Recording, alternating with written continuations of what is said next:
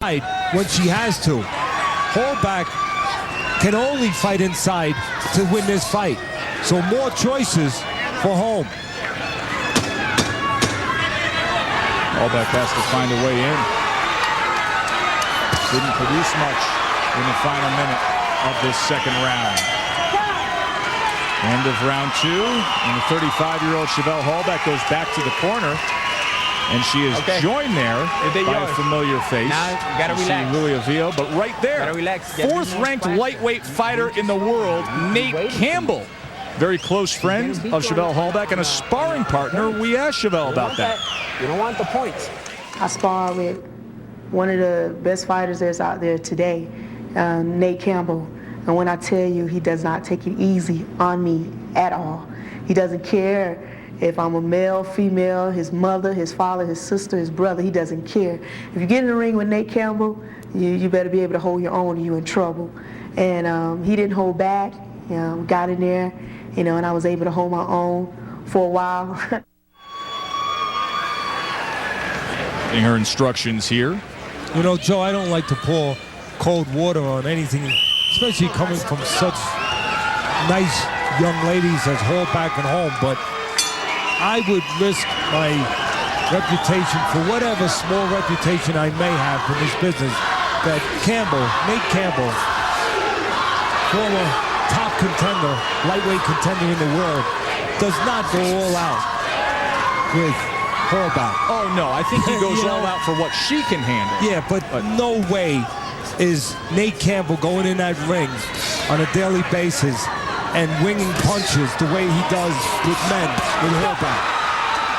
Again, taking nothing away from Hallback. She's a terrific young lady, but that is not something that is realistic. Landed a right hand in the early goings here of this third round. Southpaw, Holly Holm, 17-win veteran, Ring Magazine's Female Fighter of the Year. Peach trunks in front of her home crowd here in Albuquerque.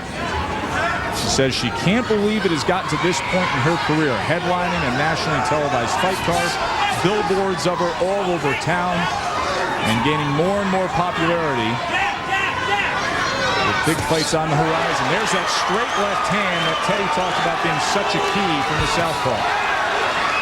And again, you see the advantage of length and height that Hallback has to figure out a way to contend with. Another problem, she's a smaller woman, junior lightweight for most of the fights, while Holm has been a junior welterweight most of her career. 2 fights ago, she was 151 pounds. And the problem here is that Hallback likes to fight like a big person. She's always trying to get in and use her strength. And she's not the bigger person here, not only as far as height goes, but as far as bulk goes. So it's really a difficult position and proposition for Hallback, who's smaller, and she wants to get inside and act like the bigger person. End of round 3.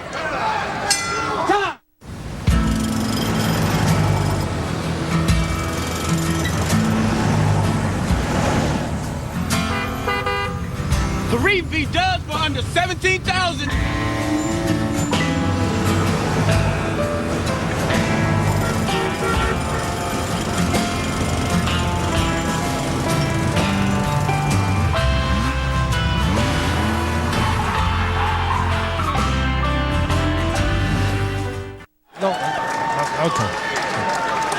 Wednesday night fights in Albuquerque in the midst of our women's main event. Come this Saturday, you can watch NASCAR Busch Series at Charlotte. Points leader Carl Edwards will be in action, and Jimmy Johnson will be going after him, making his 2007 Busch Series debut. That is Saturday at 7:30 on ESPN2, the NASCAR Busch Series at Charlotte. 5-year pro is Holly Holm, and she has seen her career on an ascent. Former junior welterweight, junior middleweight world champion, who has the ability to go up and down in weight. Maybe the best shot for Hallback, the shorter woman in this fight, obviously, who has to deal with the distance that Holm is keeping right now. Maybe the best shot for Hallback, it's going to sound funny, but is for Holm to maybe get a little overconfident and maybe over-aggressive and start coming to her. Now, usually that can be a problem when an opponent gets aggressive if they're winning the fight. They can start taking charge more and more, doing more damage. But maybe Hallback would be well served if Holm started to come forward a little bit, getting aggressive, giving up a height. Because you could tell that Hallback cannot win a fight in this geography staying on the outside. She gave up her height moments ago, and Hallback didn't fire anything back. Now she comes in with the left hand. See, that's where she really has a problem, Hallback, Joe, because again, she likes to fight like the bigger woman. But she's the smaller woman, skeleton-wise. She doesn't have that advantage. So even if she gets inside, it's going to be hard for her to dominate the way that she likes to dominate with Holm, who is bigger structurally, not just height-wise. And you can see an example of it right there. Now, finally, Hallback gets to where she wants to be, inside. And she was able to land a left hook on that exchange. Comes forward with a body shot. But before you start worrying about Holm, even though Hallback finally got close where she's got to be, Holm is comfortable fighting inside. A minute ago, Hallback started to turn to the corner with the 10-second warning. She thought that was the bell. Could have been a real costly error, but it wasn't. Good action at the end of round number 4, and we are joined with the leading lady of women's boxing who always provides for good action, Mary Jo Sanders, 24-0. We always love visiting with you, be it inside the ring or outside the ring. The last time you were on ESPN was March 30th, back in your hometown of Detroit, taking on Valerie Mahfoud. Tell us how you assessed your evening. I think it went pretty well. You know, she's a tough girl. She's got a great chin, but my distance was really well that night. You know, it was a great fight. I threw a bunch of punches, and I was happy with that. So it went well.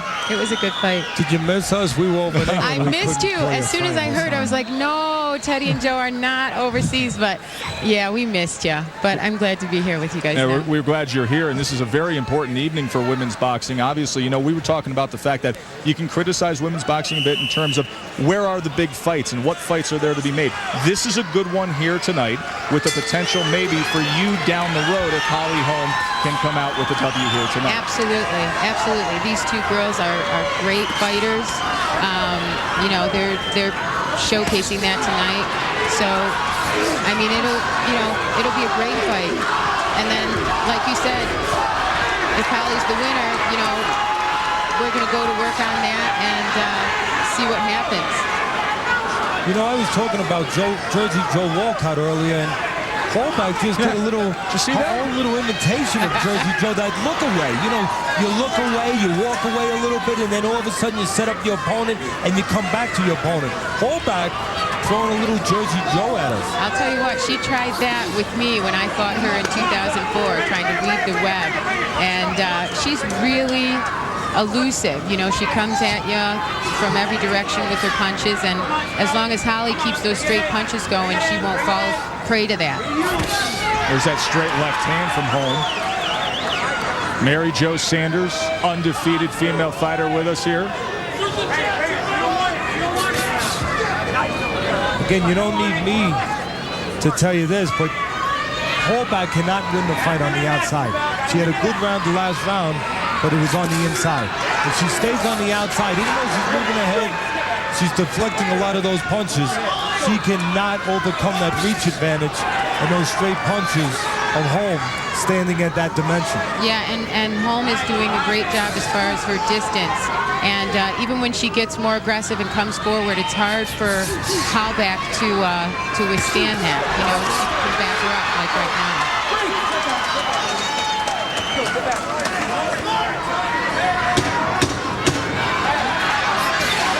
It picked up a pace a bit here in the middle of this fight.